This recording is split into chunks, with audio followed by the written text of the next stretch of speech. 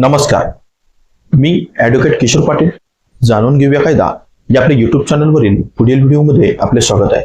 मित्रांनो, आजच्या व्हिडिओमध्ये आपण लोकनियुक्त सरपंचांविरुद्ध जर तुम्हाला अविश्वास ठराव किंवा नो कॉन्फिडन्स मोशन दाखल करायचं असेल तर अशा परिस्थितीत लोकनियुक्त सरपंच असल्यामुळे फक्त ग्रामसभेच्या जे काही बहुमत असेल त्याच्या आधारेच तुम्हाला अविश्वास ठराव हा मंजूर केला तर कायद्याने चालू शकतो का, किंवा अशा परिस्थितीत जर तुम्ही अविश्वास ठराव आणण्याचा प्रयत्न करत असाल तर तो अविश्वास ठराव हा कायद्याने मेंटेनेबल होईल का, या संदर्भात फार उपयुक्त अशी माहिती आजच्या व्हिडिओतून आपण घेणार आहोत.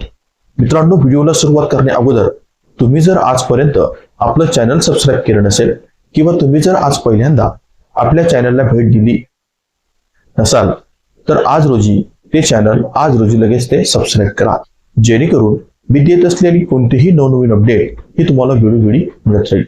मित्रांनो, आपण युट्यूब चॅनलवरती आपल्या चॅनलवर ग्रामपंचायत संदर्भात विविध प्रकारचे जे काही कायदेशीर पेच प्रसंगातून निर्माण झालेले प्रश्न असतात आणि त्यांची उत्तरं कायदेशीररित्या आणि ग्रामपंचायत अधिनियमातील तरतुदीनुसार सोडवण्याचा प्रयत्न म्हणून आणि त्याचा अभ्यास करून लोकांचे प्रश्न सॉल्व्ह करण्याचा प्रयत्न केलेला आहे.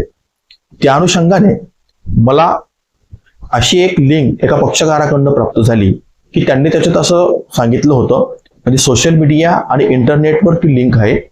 त्या लिंकमध्ये अशी माहिती दिलेली आहे की लोकनियुक्त सरपंचांविरुद्ध जर अविश्वास ठराव आणायचा असेल तर तो कशा पद्धतीने आणता येईल, त्याचे नियम आणि त्याची पद्धत अशी त्याचं हेडिंग आहे.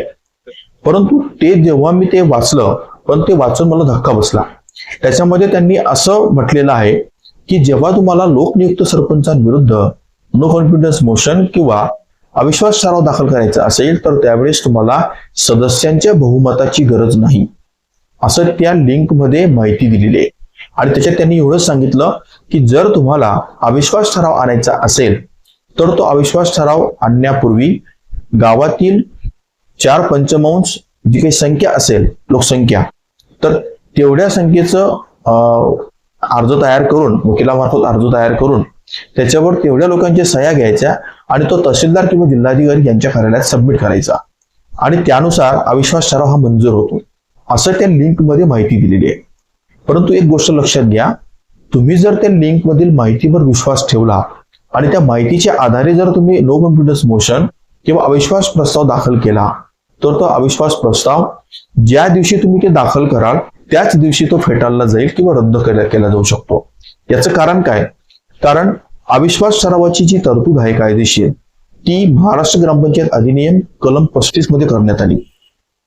त्यामध्ये 2 प्रकारच्या तरतुदी आहेत.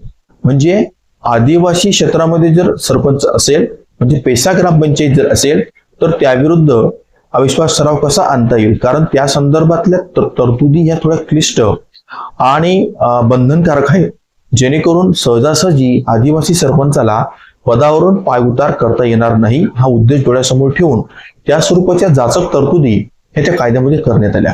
परंतु जेव्हा रेग्युलर सरपंच असेल तर मात्र अशा परिस्थितीमध्ये कलम 35चा आधार घेऊन तुम्ही त्या सरपंचाविरुद्ध किंवा उपसरपंचाविरुद्ध अविश्वास प्रस्ताव दाखल करतात. जेव्हा अमेंडमेंट झाली 2018 मध्ये, त्या अमेंडमेंटनुसार 35 मध्ये बदल करण्यात आले. त्याच्यातले बदल असे होते की जेव्हा 6 महिन्याची मुदत ही पहिल्या कायद्यात होती, आता ते 2 वर्षाची केली. म्हणजे पहिली सभा झाल्यापासून 2 वर्षापर्यंत तुम्हाला असा कोणताही अविश्वास प्रस्ताव दाखल करता येत नाही आणि शेवटच्या 6 महिन्यात तुम्हाला असा कोणताही प्रस्ताव दाखल करता येत नाही. अशा 2 महत्वाच्या तरतुदी त्यामध्ये करण्यात आल्या. आणि प्रोव्हाइडेड मध्ये असं सांगितलं की जर तो प्रस्ताव फेटाळला असेल, रद्द झाला नाही, जर फेटाळला असेल तर अशा परिस्थितीत त्या व्यक्तीविरुद्ध तुम्हाला पुन्हा 2 वर्षापर्यंत अविश्वास ठराव आणता येणार नाही, अशी देखील तरतूद त्यामध्ये करण्यात आली. परंतु या लिंकमध्ये जी काही माहिती दिली, त्या लिंकमध्ये दिलेल्या माहितीनुसार कोणतीही कायदेशीर तरतूद त्या कलम 35 मध्ये अमेंडमेंटच्या तरतुदीनुसार करण्यात आलेली नाही. त्यामुळे जे काही मला वाचण्यात आलं तर ते धक्कादायक होतं.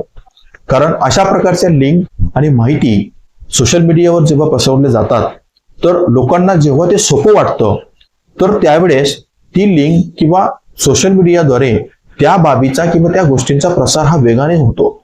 परंतु एक गोष्ट लक्षात घ्या की अशा कोणत्याही प्रकारची कायदेशीर तरतूद ग्रामपंचायत अधिनियमामध्ये नाही. अविश्वास ठराव आणण्याच्या पद्धतीमध्ये जर तुम्हाला अविश्वास ठराव आणायचा असेल सरपंच आणि उपसरपंच यांच्या विरुद्ध, तर त्यासाठी तुम्हाला 2 टप्प्यातून जाणं बंधनकारक आहे. पहिला टप्पा म्हणजे असं की जे काही सदस्य असतील तर ते सदस्य संख्येच्या 3/4 संख्या तुमच्याकडे बहुमताने असणं गरजेचं आहे. ज्या दिवशी तुम्ही अविश्वास प्रस्ताव दाखल कराल त्यावेळेस तुमच्याकडे एक सदस्य जरी कमी असला तरी चालेल, परंतु ज्यावेळेस विशेष सभा बोलवल्यानंतर मतदानाची वेळ येते त्यावेळेस मात्र तुमच्याकडे 3/4 बहुमत असायलाच हवे असं कायद्याचा आग्रह आहे. आणि ही प्रक्रिया पूर्ण केल्यानंतर जर अविश्वास ठराव हा मंजूर झाला तर त्यानंतर तुम्हाला संबंधित तहसीलदार यांच्याकडे ग्रामसभेसंदर्भात मतदान घेण्याचा किंवा अविश्वास प्रस्ताव दाखल करण्याचा अर्ज करता येतो. आणि ज्यावेळेस तुमचा सदस्यांमार्फतचा अविश्वास ठराव हा पहिल्यांदाच तो जर केला नसेल तर तुम्हाला दुसऱ्या पायरीवर येताच येणार नाही. त्यामुळे पहिल्या पायरीवर न जाता जर तुम्ही दुसऱ्या पायरीनुसार जर काम करत असाल किंवा अविश्वास प्रस्ताव दाखल केला असेल तर तो मात्र कायद्याने टिकणार नाही. गृहीतक असं धरू, समजा एखाद्या वेळेस अधिकाऱ्यांच्या निष्काळजीपणामुळे किंवा हलगर्जीपणामुळे याच कायदेशीर बाबी न तपासता फक्त ग्रामसभेचा ठराव घेऊन अविश्वास प्रस्ताव मंजूर झाला आणि त्या व्यक्तीविरुद्ध म्हणजे ज्याच्या विरुद्ध तो अविश्वास ठराव मंजूर झाला होता त्याने जर त्या अविश्वास ठरावाला न्यायालयात आव्हान दिलं तर मात्र एका मिनिटात तो अविश्वास प्रस्ताव जो काही झालेला असेल तो रद्द होऊ शकतो. तो कायद्याने टिकणारच नाही.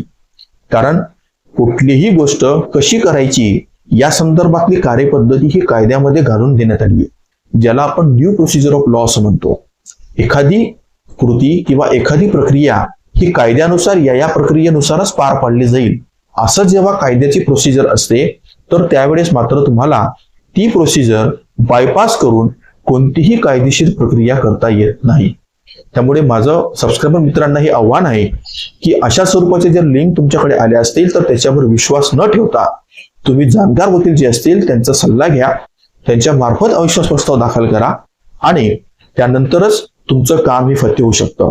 कारण अशा कारणांमुळे जर सरपंचांविरुद्ध दाखल केलेला अविश्वास प्रस्ताव जर फेटाळला गेला तर मात्र 2 वर्ष तुम्हाला त्याला सोसवावं लागेल आणि त्या 2 वर्षापर्यंत त्या सरपंच आणि उपसरपंचाविरुद्ध तुम्हाला अशा कोणत्याही प्रकारचा प्रस्ताव अविश्वास ठराव हा 2 वर्षापर्यंत आणता येणार नाही. त्यामुळे तुम्हाला विनंती अशी आहे की अशा कोणत्याही सोशल मीडियाच्या लिंक असतील, इंटरनेटवर प्रसारित झालेल्या माहिती असतील त्याची कायदेशीर पडताळणी करा आणि मगच तुम्ही कायदेशीर कारवाई करा. तर मित्रांनो, आजचा व्हिडिओ तुम्हाला कसा वाटला ती जरूर कळवा. तुम्हाला जर हा व्हिडिओ आवडला असेल तर याला जास्तीत जास्त लोकांपर्यंत शेअर करा आणि तुमचे जर काही वैयक्तिक कायदेशीर प्रश्न असतील तर ते तुम्ही मला आपल्या डिस्क्रिप्शन बॉक्समध्ये दिलेल्या संपर्क नंबरवर संपर्क करून सशुल्क सल्ला देखील घेऊ शकतात. धन्यवाद.